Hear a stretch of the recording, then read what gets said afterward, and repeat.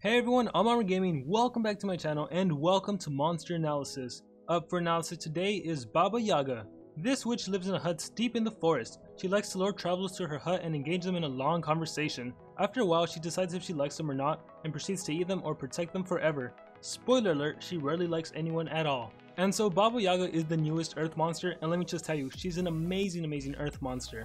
And as of the time recording this video, there are a total of 28 earth legendary monsters, so I'm going to be comparing Baba Yaga to the remaining monsters. Starting off with power, Baba Yaga has a power of 3,234, which actually puts her in 23rd place, along with monsters like Goron and Discobulus. So it's an extremely low power, however that doesn't matter because this monster is not an attacker, she's a deny monster.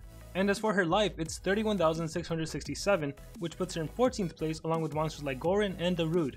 And you might be thinking, how can this monster possibly be in 14th place if she has such a high life? It just so happens that earth monsters are extremely tanky. And as for her speed, her amazing speed, 3,498 makes her the fastest earth monster in the game. She's even faster than the recently reduced nemesis monster, Hydrotilla the Riftmaker.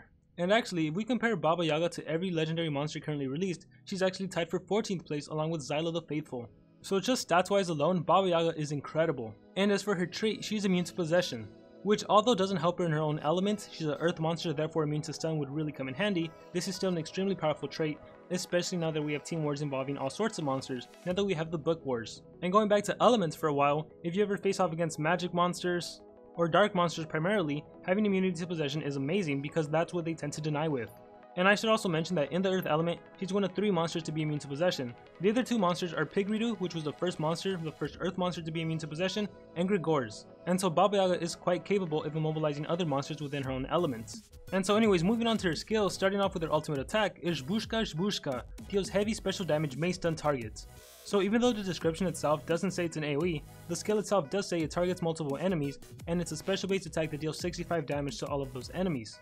And while that is an impressive attack power, it doesn't matter too much considering you'd probably be running all speedruns on this monster, so the cool thing about this ultimate attack is that it does stun all of the enemy monsters. And so this ultimate attack is pretty straightforward, it's a really good ultimate attack. And so we're going to skip skills group 1 and we're going to move on to skills group 2. Baba's Torment. Deals heavy special damage, may blind target, removes all positive status effects from target, requires cooldown. Here we have a special based attack that deals 55 damage to a single enemy monster, it costs 34 stamina, and it only has a 1 turn cooldown. And this skill is pretty good, one because it's special based and not earth based, and honestly that probably matters less than it did before, now that we have all kinds of wars, but this skill is still cool because it does blind the enemy monster, which reduces your accuracy by 50%, thus making them less likely to hit you, and it also removes any positive effects they may have. And against other earth monsters, this is amazing, because earth monsters, they can put up shields, they can put up life regeneration, some can self-buff, there are so many positive effects that earth monsters can give themselves, so this is a really good skill. And when talking about other monsters, this is really useful also when facing against light monsters like General Ingvar. General Ingvar, for example, can give his whole team life regeneration and stamina regeneration, so this is a really good skill to counter that. And before I go any further, I have to say that I don't recommend this skill because she actually has a way better version in Skills Group 3. So if this is an amazing skill, just wait until you see the one in Skills Group 3. Moving on, we have Ancient Wisdom. Deals heavy special damage, may possess target, requires cooldown.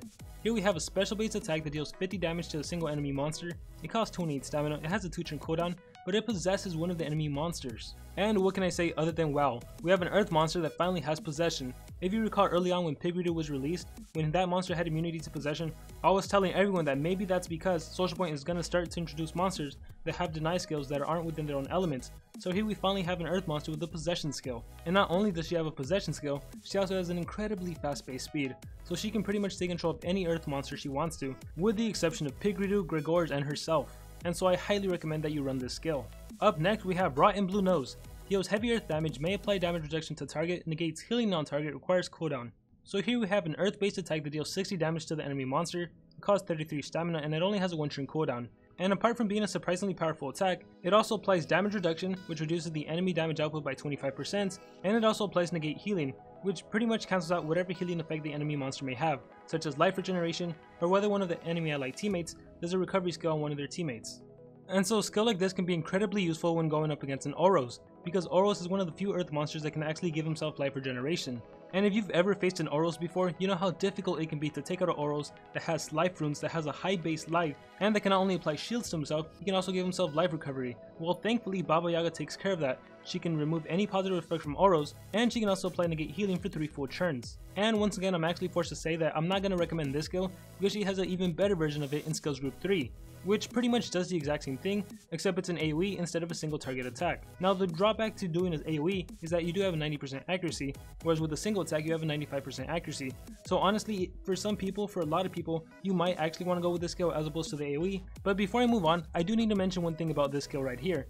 If you were to give Baba Yaga one level 10 strength rune, and if you were to use this skill against a thunder attacker, she would actually deal 26,958 damage, which is just absolutely incredible. This is enough to one-hit Voltic and to one-hit Zyla, and if you recall, I told you guys that Zyla has the exact same base speed as Baba Yaga, which means if you're the attacker, you're gonna go before the enemy Zyla. And so typically the enemy Zyla or an enemy Voltic, they tend to run one strength rune, one speed rune, and one stamina rune, while Baba Yaga, if she has one level 10 speed rune and one level 10 strength rune, the third rune, that doesn't even matter.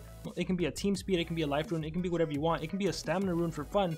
As long as she has a level 10 speed rune and a level 10 strength rune, she can take out any single Zyla or Voltic that are running the 1-1-1 rune build.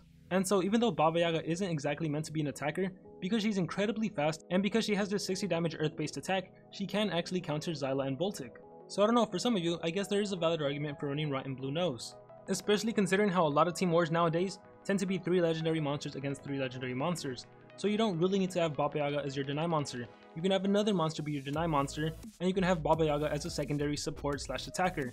You give her the level 10 strength rune, you give her the level 10 speed rune, and for her third rune you give her a team speed rune, and then she can one hit Voltic or Zyla, or she can AoE possess, she can single possess, she can blind, she can remove positive effects, she can negate healing, she can pretty much do it all. And so with that out of the way, we can move on to skills group 3, Forest Kidnapper. Deals moderate special damage to all enemies, may possess and give nightmares to all targets, requires cooldown. So here we have a special based attack that deals 35 damage to all of the enemy monsters, it costs 37 stamina, it has a 3 turn cooldown, and this skill is an AoE possession and an AoE nightmares, a 2-in-1. And if this skill was just AoE possession, it would already be amazing. The fact that it applies nightmares, that's just a little extra icing on the cake. Nightmares, for those of you that aren't familiar with it, because it doesn't really get used a lot, it basically just reduces the enemy's stamina by 10% for the first turn, and then for the following 3 turns, their life is going to be reduced by 5% for a total of 15%. So it's not the most powerful DOT effect, but it can certainly come in handy in certain situations. Especially considering that the enemy monsters are going to be using stamina to attack themselves. And it goes without saying, this is definitely a must-have skill. Next up, we have Yaga's Curse. Deals moderate earth damage to all enemies, may blind all targets, removes all positive status effects from all targets, requires cooldown. And so here we have another AoE, this time it's an earth based AoE that deals 40 damage to all of the enemy monsters, it costs 41 stamina, and it has a 2 turn cooldown. And this skill is an AoE blind and an AoE remove positive effects. And so pretty much the exact same things I said about the previous skill, that target one enemy, applies to this skill but on a grander scale, because it's an AoE. This skill is going to be blinding all of the enemy monsters. It's an amazing skill to use after the AoE possession, because after you use AoE possession and the enemy monsters attack themselves, they would have denied themselves, they would have inflicted damage, they might have applied some DOT, then you can blind all of the enemy monsters, which reduces the likelihood of them hitting you. And on the off chance that they did some sort of self skill, they gave themselves a shield or a damage boost, well, you're gonna get rid of that. And once again, it's a great counter to Oros, who can also give himself a shield, who can give himself protection, who can give himself life regeneration. Once again, it goes without saying, this is a must-have skill. And last but not least, we're left with Kid Eater. Deals moderate earth damage to all enemies, may apply damage reduction to all targets, negates healing on all targets, requires cooldown. Here we have an earth-based AoE that deals 45 damage to all of the enemy monsters, it costs 44 stamina, and it has a 2 turn cooldown. And so like with the previous skill, this is an upgraded version of Skills Group 2. This skill gives damage reduction and negate healing to all 3 of the enemy monsters. And once again, the exact same things I said about the previous skill in Skills Group 2, it pretty much applies to this, but on a grander scale because it targets all of the enemy monsters. Now the one caveat to that is that it does have a 90% accuracy, as opposed to having a 95% accuracy. So it's a trade-off between attacking one monster and having a higher likelihood to actually land, but having a reduced likelihood to land on each individual monster. And an AoE negate healing would be the most useful when you're going up against monsters that have a team recovery life skill, or for example when you face off against a monster who has a skill like General Ingvar that can give his whole team life regeneration. But let me just add that in those instances when you face off a monster that has a skill like General Ingvar, you could also just use Yaga's Curse, which removes a positive effect of life regeneration, so you might not need to run negate healing AoE. And so of the 3 skills in Skills Group 3, this is the one I would least recommend. Don't get me wrong, it still is a pretty good skill, but I certainly don't think it's a must-have skill. It is an upgraded version of Skills Group 2, but maybe for some people it's not worth the upgrade because of that difference in the accuracy. And you also got to think about a war. Most likely you are going to start off with AoE possession, and on the following turn most likely you will move on to AoE blind, or you might very possibly move on to single possession, which means the 4th skill you would actually be using with Baba Yaga would probably be Kid Eater, and considering it's going to be the 4th turn, that means 3 full turns would have already gone, your other monsters would have also attacked, so by the 4th turn, most likely the 3 enemy monsters aren't alive, and even if they were alive, do you really want to apply and negate healing and damage reduction?